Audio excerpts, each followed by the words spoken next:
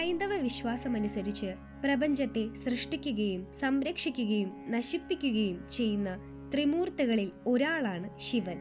ഈ സംഹാരശക്തിയുടെ മൂർത്തിഭാവമാണ് സംഹാരമൂർത്തി എന്നറിയപ്പെടുന്നത്.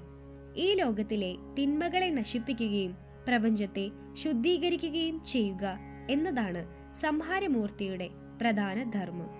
പുതിയ സൃഷ്ടികൾക്ക് വഴിയൊരുക്കുന്നതിന് പഴയവ നശിക്കേണ്ടത് അത്യാവശ്യമാണ്. അതുകൊണ്ട് തന്നെ സംഹാരമൂർത്തിയുടെ ശക്തിയെ കേവലം നശീകരണമായി മാത്രം കാണാൻ സാധിക്കില്ല. ഇത് പുനർജന്മത്തിനും പരിവർത്തനത്തിനും വേണ്ടിയുള്ള ഒരു പ്രക്രിയ കൂടിയാണ്. ശിവന്റെ പല അവതാരങ്ങളും സംഹാരമൂർത്തിയുടെ ഭാവങ്ങളെ പ്രതിനിധീകരിക്കുന്നു. ഉദാഹരണത്തിന് വീരഭദ്രൻ, ഭൈരവൻ, ശരഭൻ, കാലാന്തകൻ തുടങ്ങിയ രൂപങ്ങൾ അസുരന്മാരെയും ദുഷ്ടശക്തികളെയും നശിപ്പിക്കാൻ വേണ്ടിയുള്ളവയാണ്. ഈ ഭാവങ്ങൾ പലപ്പോഴും ഉഗ്രരൂപികളാണ്. ഭയപ്പെടുത്തുന്ന രൂപങ്ങളിലൂടെയും ആയുധങ്ങളിലൂടെയും ഈ ശക്തിയെ വർണ്ണിക്കാറുണ്ട്. സംഹാരമൂർത്തിയുടെ രൂപം തിന്മയുടെ മേലുള്ള നന്മയുടെ വിജയത്തെയും ഭക്തരെ സംരക്ഷിക്കാനുള്ള ശിവന്റെ ശക്തിയെയും സൂചിപ്പിക്കുന്നു.